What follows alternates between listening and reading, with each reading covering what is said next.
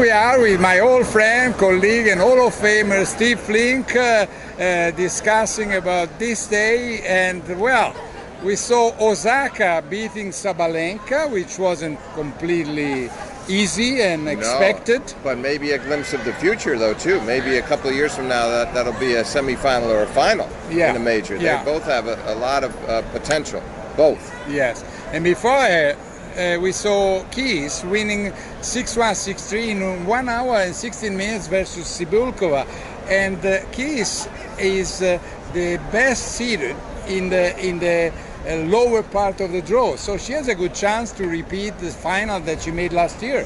Yeah, she could well get back to the final. You're right, she lost to Sloane Stephens in the final a year ago, but looked good, quite good against Sibulkova today. Really only trouble she had was she was a set and 2 love and then lost 3 games in a row, but from 2-3 down in the second set, 4 games in a row, and she got the straight set win. Yeah. So what about the men instead? I mean, we saw Novak Djokovic struggling a little bit, even if he won in 3 sets.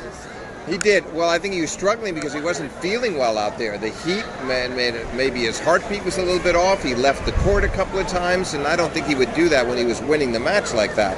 I don't think he was feeling right, and I think he's happy to have a hot day like that behind him and now have a few days off because he would potentially play Roger Federer at night 2 nights from now.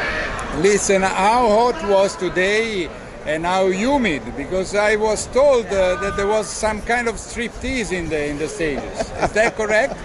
Well, you might consider it that, but I did something that is highly unusual for me that proves to you how hot, just how hot it was in the Arthur Ashe Stadium. What happened? I took off this jacket. No, I did. The first time I've seen you stand without jacket. I rarely do that, but it was that's so... not serious of you. I mean, Hall of Famer without a jacket. Come on, show the ring. What happened with the ring? You left the ring on the steps also. Yeah, I know. We won't talk about that. All right.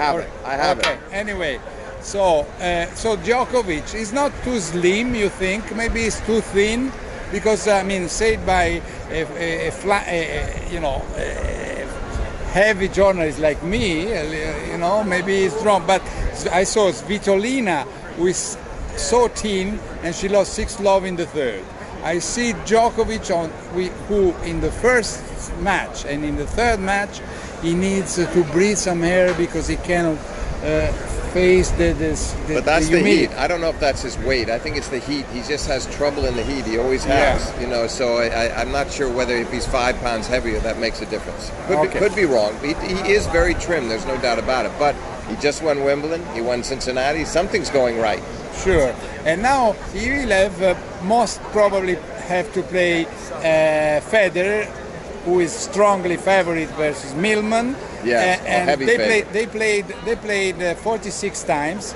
24 times Djokovic won, 22 Federer, but they played 6 times here at the Roland Garros, at the US Open, and the first 3 times were won by Federer, the last 3 times by Djokovic. So who is the favorite?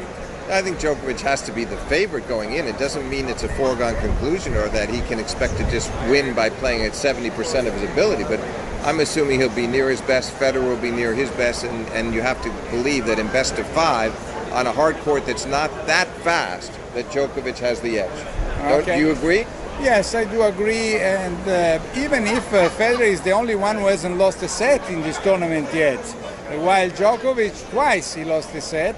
And even today I wasn't too impressed. No, but I think he was just trying to get through it today because it was so stifling out there and so hot. He didn't want to make any mistakes. He just wanted to be very conservative and keep the ball in play, and it worked. He only lost his serve once. He won 3-4 and 3. In the end, the scoreline was pretty comfortable. All right. What about Nadal and Thiem? I mean, we know that they have never played on a hard court before. We know that Thiem has beaten Nadal 3 times on clay, which is the favorite surface of Nadal. Here, who is the favorite? I think Nadal's slight edge. I mean, he pointed out the other day, he doesn't seem to think that the fact that it's on a hard court makes that much difference to the 2 of them. I think he believes they'll play basically the same way. I think, again, over best of 5 and making team having to sustain his standard for that many sets, The wins he had on Rafa were not in best of 5. They were in best of 3 set matches. That's correct. At the same time, team here could play very good tennis. Oh yeah, and I think he will. I didn't see the best Nadal. He was suffering with Kashanov. He was a bit in troubles yesterday. True. So, but I think he knows against team he must lift it up a notch, up a level. I expect that he'll do it. In the end, I like Nadal in 4 sets. What's your call? Well, I would not like to agree with you all the time. So I will pick up a team. So at least one of us will be right. How many sets for team? 5. 5, okay, all right, okay. All right. No, maybe 4. Maybe 4, yes, because on the 5th set, Nadal is stronger physical. You're right. Okay, I changed my mind. Okay, in the process. Well, thanks a lot to Steve Flink as usual, and see you from New York tomorrow, and we will try to make wrong predictions again.